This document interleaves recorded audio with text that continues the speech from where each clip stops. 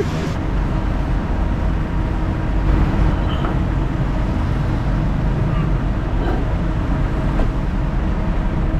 นี้เราก็ไปซื้อของกันนะคะตามมาเล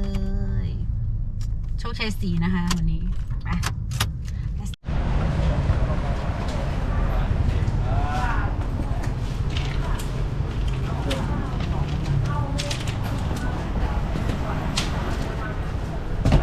นี่ชาเลยอ่ะลูกค้าน่าจะเข้าอันนี้นะพี่ไม่รู้ว่า เหรอ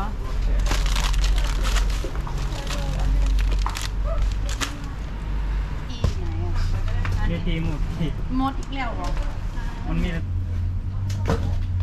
ขออนุญาตที่ไอ้เป็นฟองไม่อยากครับ ใช้แก้วยืด2 ฟอง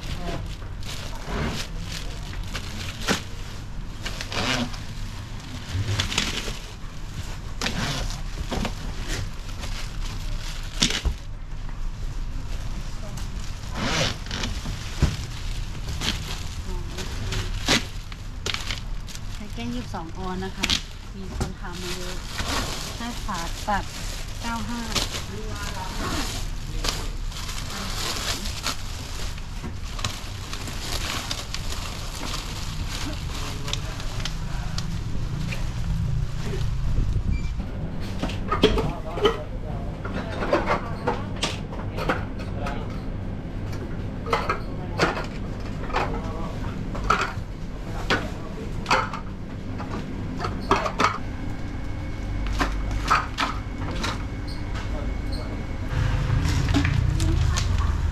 ของพี่จะเป็นของ คิดเงินเลยชาเข้ากี่โมงอะคะ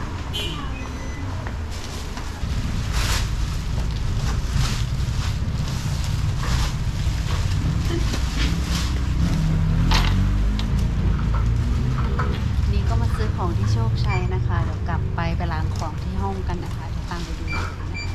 ชีวิตประจำวันของเรา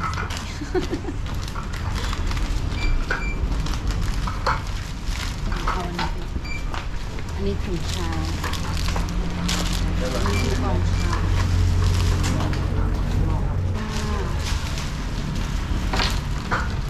2,050 อันนี้ยังซื้อของไม่ครบนะคะ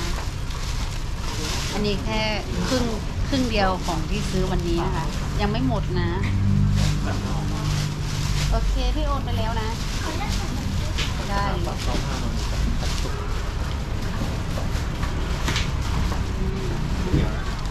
ไม่หมดเลยนะคะ วันนี้ต้องไปซื้อของเพิ่มนะคะ ซื้อได้แค่นิดเดียวนะของหมด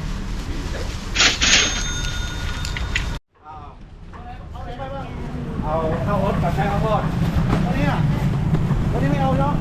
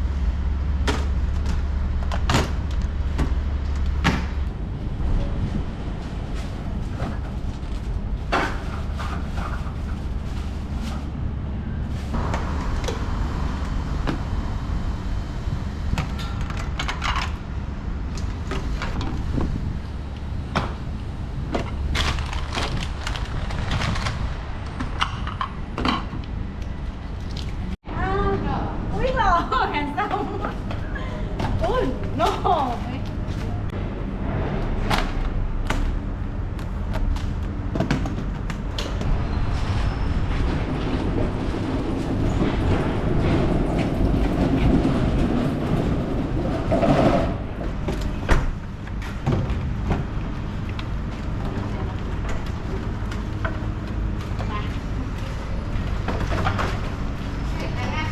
จ้าสีลายที่เขาซื้อได้ไหมไม่ได้ตัวนี้ใส่สบาย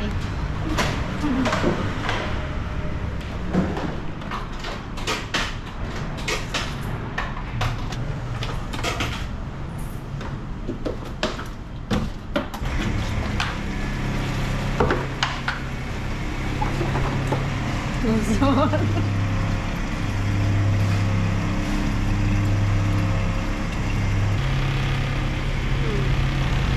อยู่ไร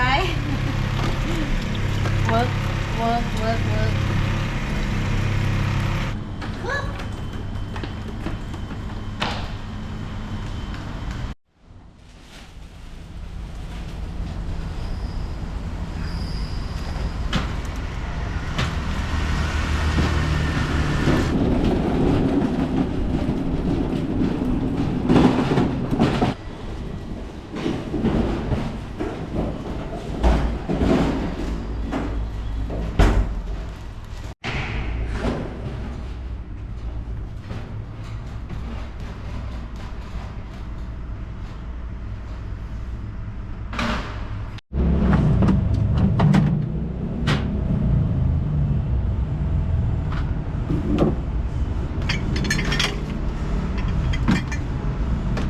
ประเด็นเซลล์น็อตหมดเลย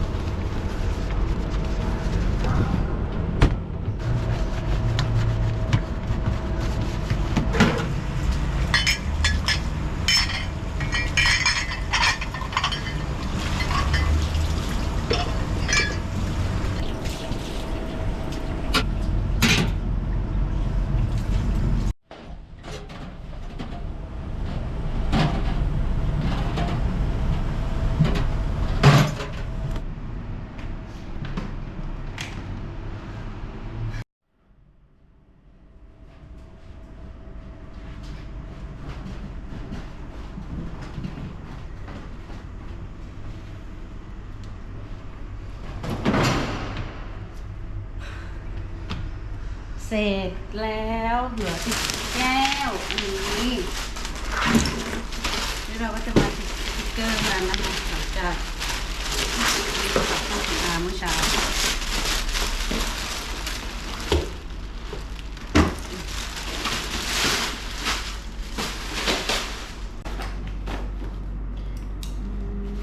อันนี้ก็ติดสติ๊กเกอร์